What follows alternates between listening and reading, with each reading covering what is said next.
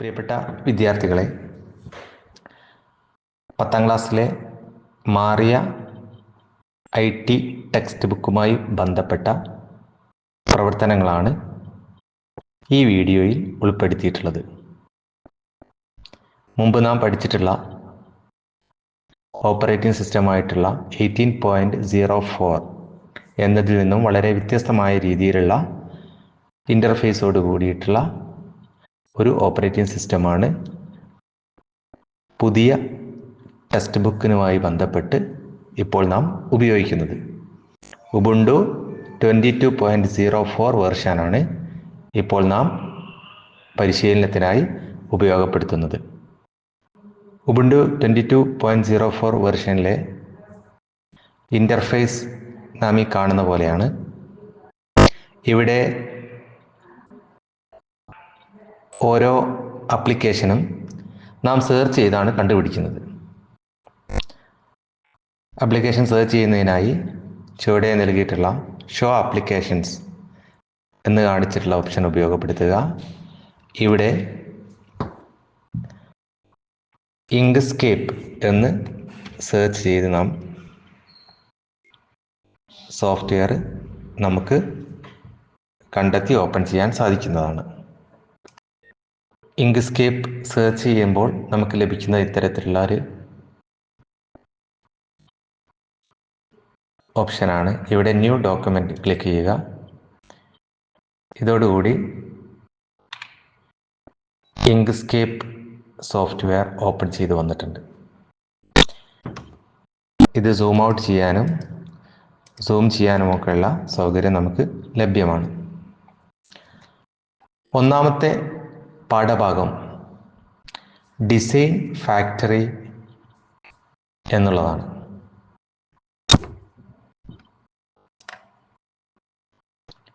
ഈ പാഠഭാഗവുമായി ബന്ധപ്പെട്ട് നാം ചർച്ച ചെയ്യുന്ന സോഫ്റ്റ്വെയർ ഇങ്ക്സ്കേപ്പ് വെക്റ്റർ ഗ്രാഫിക്സ് എന്നുള്ളതാണ്. ഇതൊരു ഗ്രാഫിക് എഡിറ്റിംഗ് സോഫ്റ്റ്വെയർ ആണ്. ഫ്രീ ഗ്രാഫിക് എഡിറ്റിംഗ് സോഫ്റ്റ്വെയർ ആണ് ഇങ്ക്സ്കേപ്പ് എന്നറിയപ്പെടുന്നത്. ഡിസൈൻ ഫാക്ടറി എന്ന് പറയുന്ന പാഠഭാഗത്ത് പ്രധാനമായിട്ടും ആദ്യമായി നാം ചെയ്യാനുള്ളത് ഹിരോഷിമ ഡേയുമായി ബന്ധപ്പെട്ട ഒരു പോസ്റ്റർ തയ്യാറാക്കുക എന്നുള്ളതാണ്. ഇത്തരത്തിലുള്ള ഒരു പോസ്റ്ററാണ് നാം തയ്യാറാക്കേണ്ടത്.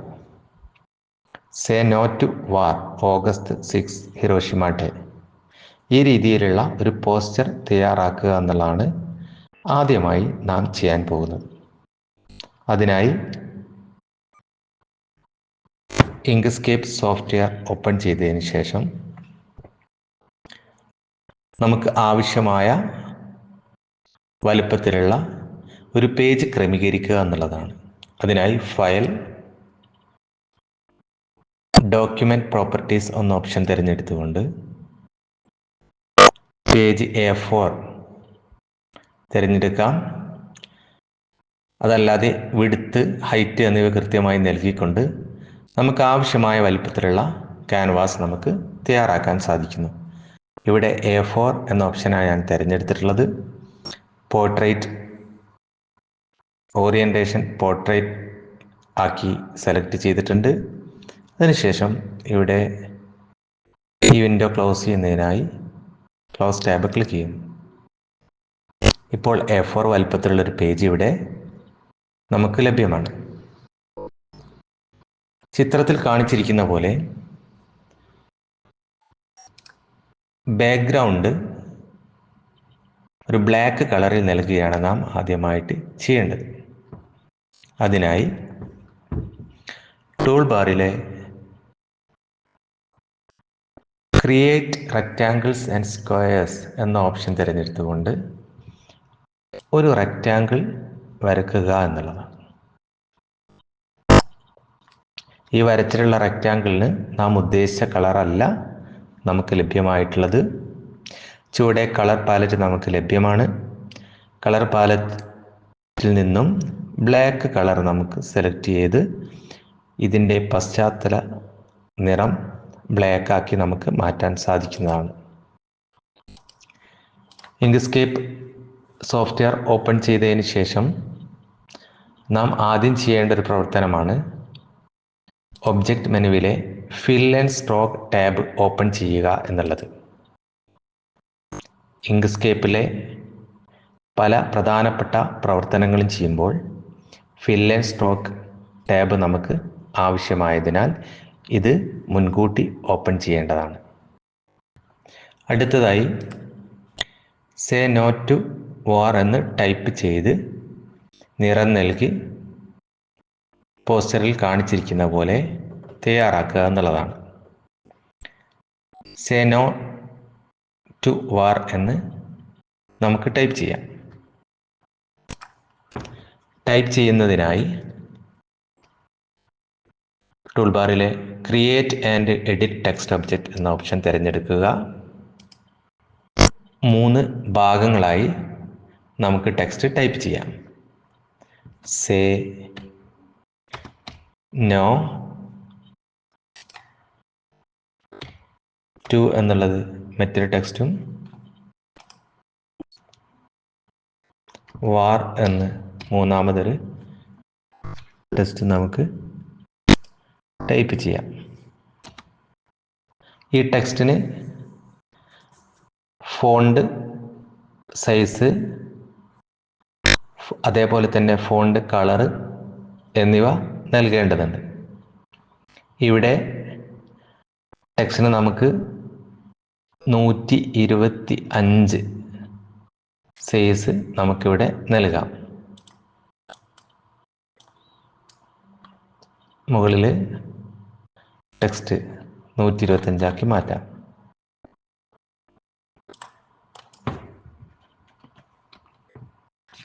അതിനുശേഷം എൻ്റർ ചെയ്യുക. 2 എന്നുള്ളത് 50 സൈസിലേക്ക് നമുക്ക് മാറ്റാം. വാർ എന്നുള്ളത് അത് 125 എന്ന സൈസിലേക്ക് നമുക്ക് മാറ്റാം.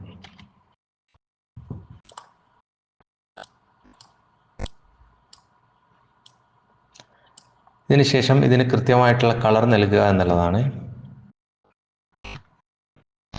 പോസ്റ്ററിൽ കാണിച്ച പോലെ നമുക്ക് കളർ നൽകാം. സേ നോ എന്നുള്ളതിന് നൽകിയിരിക്കുന്ന കളർ ഏതാണെന്ന് നമുക്ക് നോക്കാം.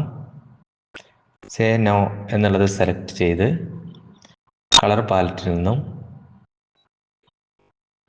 റെഡ് കളർ സെലക്ട് ചെയ്യാം.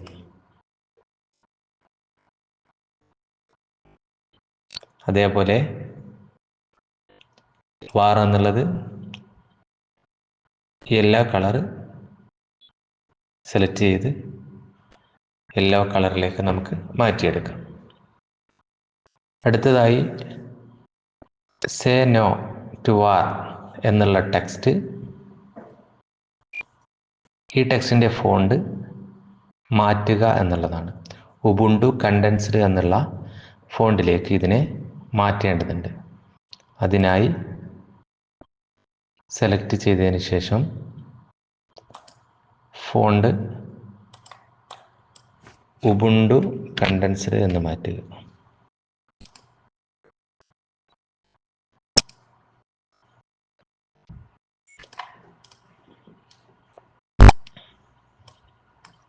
ഈ ടെക്സ്റ്റുകൾ കൃത്യമായി നമ്മുടെ പേജിലേക്ക് ക്രമീകരിക്കുന്നതിന് മുമ്പായി ചിത്രത്തിൽ നൽകിയ പോലെ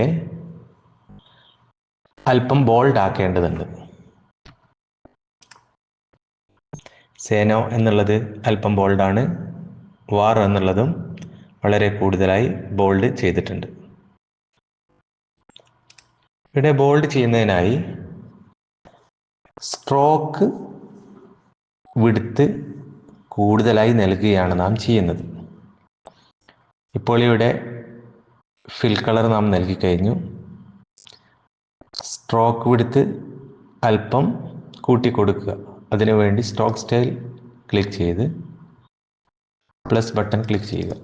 ഇവിടെ സ്ട്രോക്ക് ബ്ലാക്ക് കളറിലാണ് കാണുന്നത്. സ്ട്രോക്കിൻ്റെ കളർ നമുക്ക് റെഡാക്കി മാറ്റേണ്ടതുണ്ട്. അതിനായി കളർ പാറ്റിലെ red colour shift button press ചെയ്തുകൊണ്ട് ക്ലിക്ക് ചെയ്യുക. ഈ രീതിയിൽ സ്ട്രോക്ക് നൽകിക്കൊണ്ട് നമുക്ക് ഫോണ്ടിൻ്റെ വലുപ്പം ക്രമീകരിക്കാൻ സാധിക്കും. അടുത്തതായി വാർ എന്ന ടെക്സ്റ്റിനും നമുക്ക് ബോൾഡ് ചെയ്യേണ്ടതുണ്ട്. അതിനായി സ്ട്രോക്ക് പെയിൻറ്റിലെ സ്ട്രോക്ക് കളറ് യെല്ലോ ആക്കി മാറ്റിയതിന് ശേഷം സ്ട്രോക്ക് സ്റ്റൈൽ അല്പം കൂടി കൂട്ടി നൽകുക.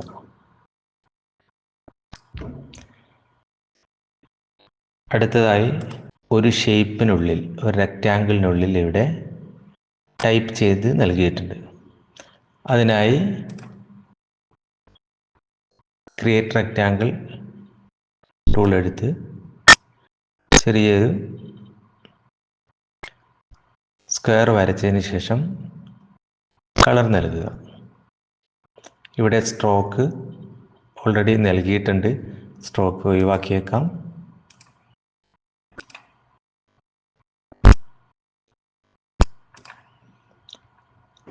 ഈ സ്ക്വയറിനുള്ളിൽ 2 എന്ന് ടൈപ്പ് ചെയ്യേണ്ടതുണ്ട്. അതിനായി ടെക്സ്റ്റ് ടൂൾ എടുത്ത് 2 എന്ന് ടൈപ്പ് ചെയ്യുക.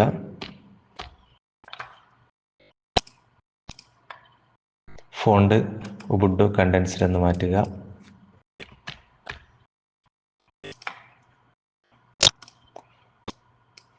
അതിനുശേഷം അത് ഈ സ്ക്വയറിന് മുകളിലായി അറേഞ്ച് ചെയ്യുക. ഈ സ്ക്വയറിനെ സെൻറ്ററിലായി ഈ 2 എന്നുള്ള ടെക്സ്റ്റ് മാറ്റുന്നതിനായി ടെക്സ്റ്റും അതേപോലെ തന്നെ സ്ക്വയറും സെലക്ട് ചെയ്തതിന് ശേഷം ഒബ്ജക്റ്റിലെ അലൈൻ ആൻഡ് ഡിസ്ട്രിബ്യൂട്ട് ഓപ്ഷൻ തിരഞ്ഞെടുക്കുക. ഇവിടെ സെൻറ്റർ ഓൺ വെർട്ടിക്കൽ ആക്സിസ് എന്ന് കാണാം. അത് ക്ലിക്ക് ചെയ്തുകൊണ്ട് ടെക്സ്റ്റ് സ്ക്വയറിൻ്റെ മധ്യഭാഗത്തായി നമുക്ക് ക്രമീകരിക്കാം. ഈ ടെക്സ്റ്റും സ്ക്വയറും കൂടി സെലക്ട് ചെയ്തുകൊണ്ട് നമുക്കിത് ഗ്രൂപ്പാക്കി മാറ്റാം.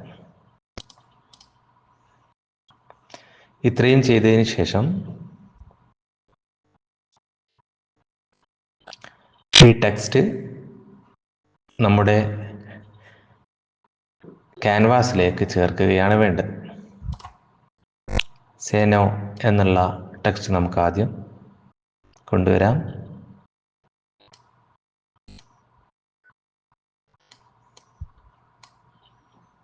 അതേപോലെ വാർ ടെക്സ്റ്റ് നമുക്ക് പേജിലേക്ക് കൊണ്ടുവരാം. സൈസ് കൃത്യമായിട്ട്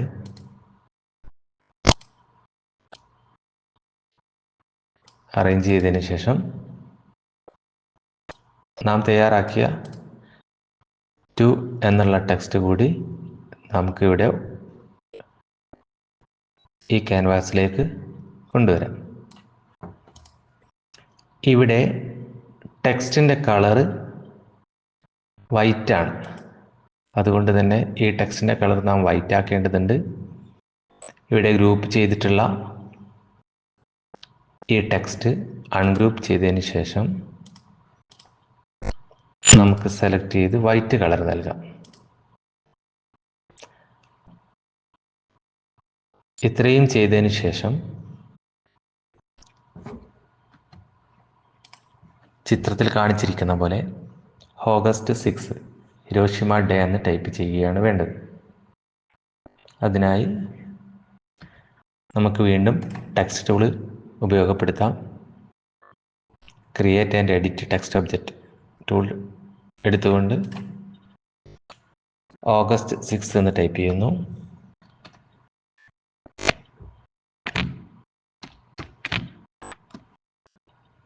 ഹിരോഷിമ ഡേ എന്നും ടൈപ്പ് ചെയ്യുന്നു.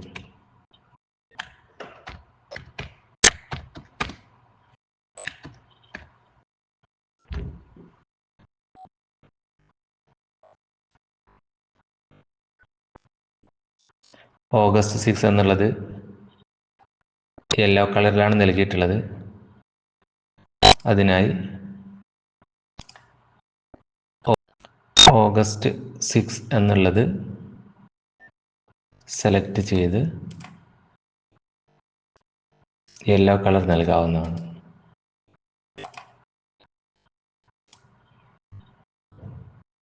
ഓഗസ്റ്റ് 6 എന്നുള്ള ടെക്സ്റ്റ് നമുക്ക് നമ്മുടെ പേജിലേക്ക് കൊണ്ടുവരാം.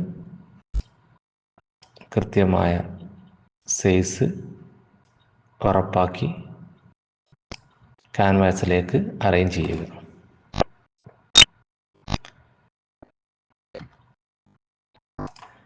അതിനുശേഷം ഹിരോഷിമ ഡേ എന്ന് വൈറ്റ് കളറിൽ നൽകിയ ശേഷം തൊട്ട് താഴെയായി ക്രമീകരിക്കുക.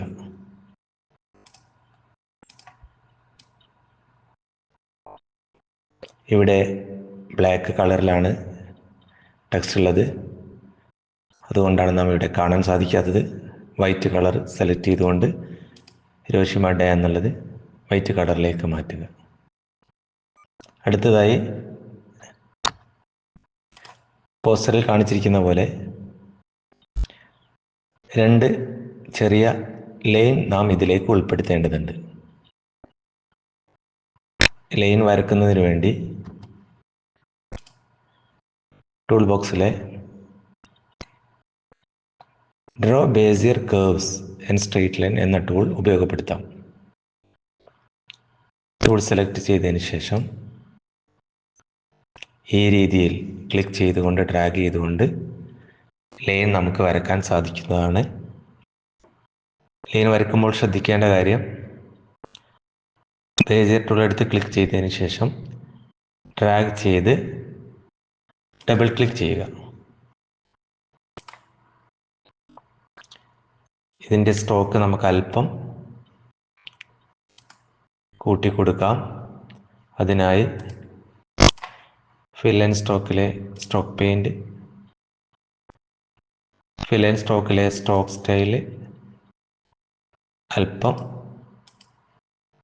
പ്ലസ് ചെയ്തുകൊണ്ട് സൈസ് നമുക്ക് കൂട്ടി നൽകാം. അതിനുശേഷം നമ്മുടെ ക്യാൻവാസിലേക്ക് ഈ ലൈനിനെ ക്രമീകരിക്കുക. ഈ ലൈനിൻ്റെ കളർ ഇവിടെ ബ്ലാക്ക് കളറാണ്, അത് വൈറ്റ് കളറിലേക്ക് മാറ്റുക. ഇപ്പോൾ വൈറ്റ് കളറിൽ നമുക്ക് ലൈൻ ലഭിച്ചിട്ടുണ്ട്. ഇത് ഡ്യൂപ്ലിക്കേറ്റ് എടുക്കാം. കൺട്രോൾ ഡി ക്ലിക്ക് ചെയ്തുകൊണ്ടോ control C, control V shortcut ഉപയോഗപ്പെടുത്തിയോ ഡ്യൂപ്ലിക്കേറ്റ് എടുത്തുകൊണ്ട് ഇത്തരത്തിൽ ലൈൻ ഈ ക്യാൻവാസിൽ നമുക്ക് ക്രമീകരിക്കാം.